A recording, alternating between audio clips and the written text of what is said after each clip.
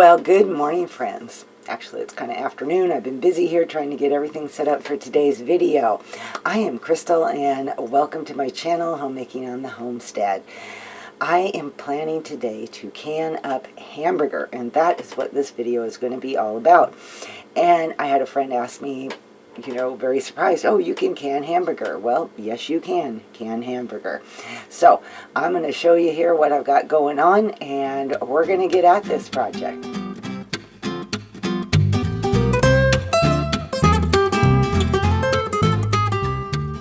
I have all my jars washed.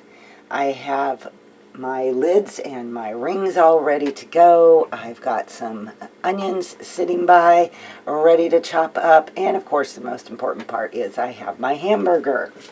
I ended up chopping up about 3 of those onions, and that is totally optional in this. If you don't want to put onions in your hamburger, you don't have to. I usually put onions in my hamburger all the time when I make it, so I just figured I would do that right now as I'm canning. I have 7 pounds of 88% lean hamburger that I got at Costco. I should say almost 7 pounds. A pint jar will hold about 1 pound of already cooked up hamburger. So I'm assuming I'm going to get, plus I've added the onion, so I'm going to assume I'm going to get around 7 pint jars. I can fit 14 pint jars into my canner, so my plan is, because if you watched my canning videos in the past, then you know I always like to do a full canner load when I'm going to do it, because I'm putting out all the energy, with the burner going, the canner going, I might as well have that thing packed. So my other 7 jars are going to be beans. I did a whole video on how to can dry beans, and I am going to do that for the other 7 jars. I've got some black beans, I have pinto beans, I have red beans, so we'll see. So you may be wondering, why can hamburger in little pint jars like this? Well, I'm going to tell you, number one reason I am doing it is to have a well-stocked pantry. Right now, as we see inflation and food prices going up and all that, I think it's important for me to make sure that my pantry is stocked with a lot of foods that we would normally eat. Also, my freezer is pretty full already. I have hamburger in my freezer, and now I want to get it now before, like I said, inflation, prices going up. So when I was at Costco, I didn't get like some amazingly good deal, but that is okay. I am taking it at the price I am getting it now, and who knows what the future may hold for the price of hamburger and meat, because like I said, everything around me I see going up and up. So the other reason why I like to have meat on my shelf is because it is convenient. I have had many times over the years living out in the country where I have had power outages for days on end, and it is so nice to be able to have something in a jar ready to go. Also, busy days. Sometimes I've just gotten very busy and trying to figure out, okay, let's throw some dinner together real quick here. It is so nice to have something like hamburger that I can just pull off the shelf. I can turn it into chili, I can turn it into tacos, I can turn it into taco soup, I can turn it into whatever I would normally use cooked hamburger for. If you saw my last canning video where we made spaghetti sauce, what could be more perfect than opening a jar of spaghetti sauce, opening a jar of hamburger, cooking some noodles, putting together a salad, and I have dinner ready to go really quickly. So I think canning food is something that I've done for years and years, simply for the fact of convenience, but also to keep a well-stocked pantry.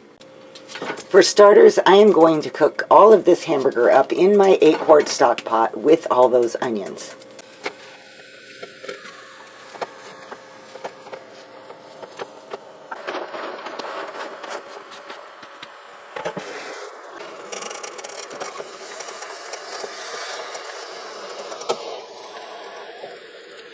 Aside from your cooked hamburger, you're also going to need some broth.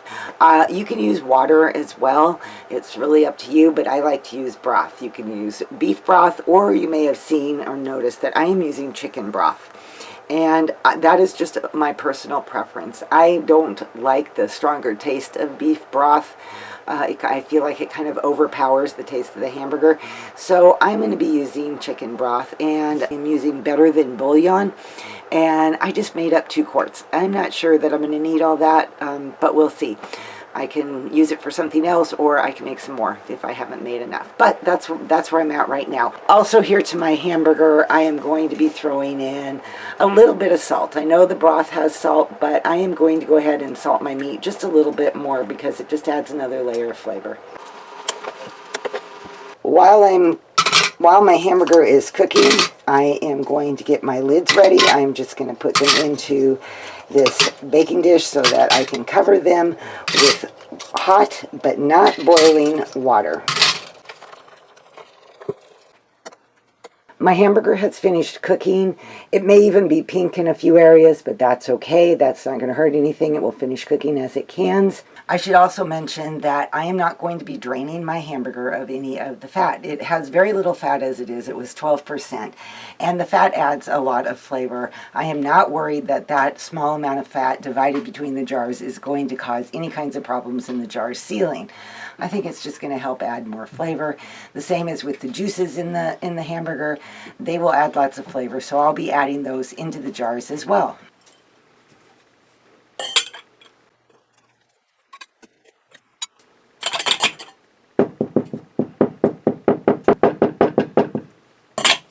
I tap it to get any air bubbles out and to get a little bit more, be able to get a little bit more hamburger in there. And yes, I'm using a metal knife, but don't worry, I've never had a problem with it. So I just want to make sure that I can get as much meat into the jar as possible.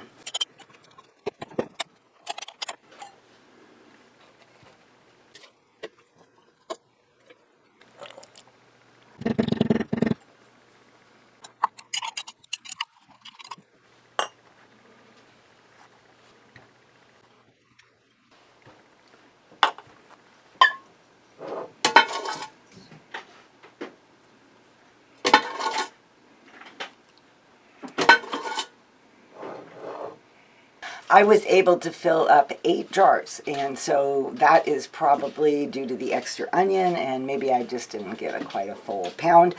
But I also ended up with about 3/4 of a jar left from that. So you have your choice. I mean, if you can use that if you want. I am just going to go ahead and fill it with broth and can it with the rest of them. So, I mean, it would be great to throw into chili or something like that, and that would be plenty of meat because it's just the 2 of us, my husband and I, so I don't need to have, completely full jars. It'll work just fine. And my next step now is to fill up the jars with the broth so that they come into about 1 inch of headspace.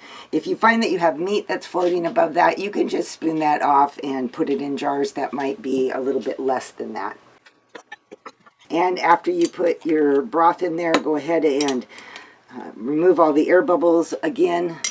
Even though you've already done it once, now that the broth is in there, you just want to make sure that all the air bubbles are out.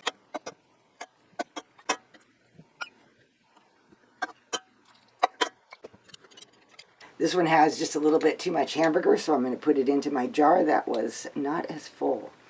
Now it is time for me to wipe off the top of my jars and put a lid and ring on. I use a clean, damp cloth. A lot of people will do some vinegar, put a little bit of vinegar in some water and do that just to make sure that there's no grease.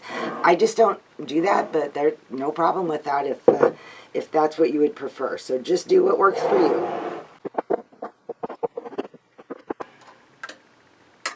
Now it's time to put the lids on, and then we'll put some rings on. Just put your rings on finger tight. Don't wrench down on them. Now comes the fun part. It's time to get these jars in the canner.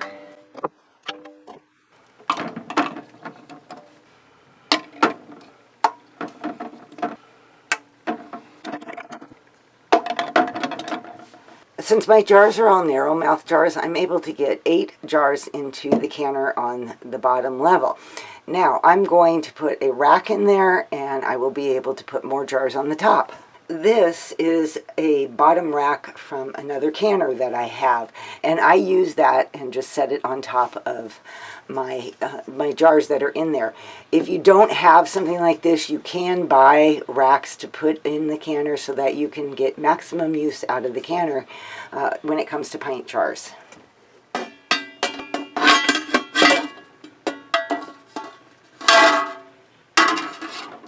In the end, I decided to do 4 jars of red beans, 2 jars of black beans, and 1 jar of pinto beans.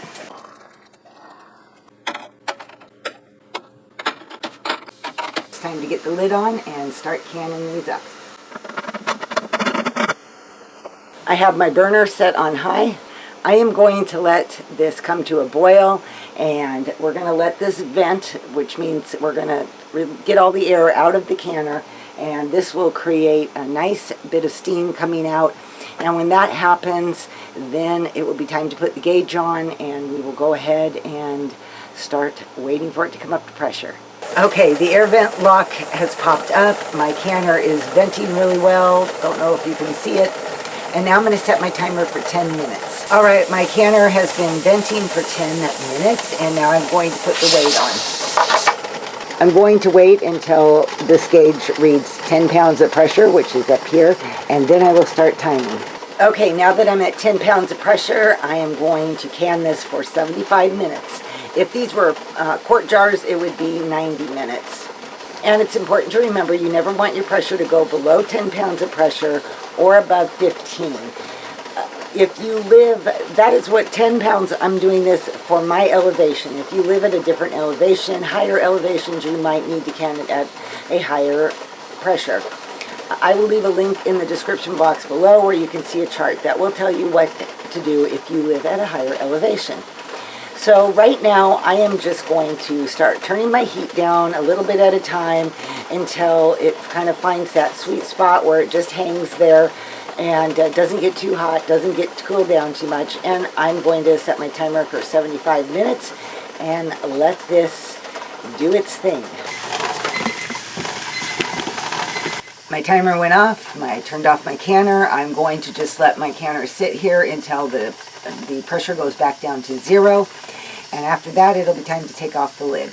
Okay, now that the pressure has dropped to 0 and the airlock vent has dropped, I can remove this weight right here and take the lid off. So, and always take the lid off away from you because there's a lot of hot steam that comes out and you would not want to get burned, as you can see. Now, the next thing I'm going to do is just kind of take the lid off and let it kind of just sit here for about 10 minutes so my jars can continue to slowly cool down. Doing this also is supposed to help with siphoning. If they can slowly cool down, it prevents less of the liquid inside the jars from siphoning out as it is cooling down and sealing. The 10 minutes is up, so I'm going to remove the lid. We're going to take out the jars.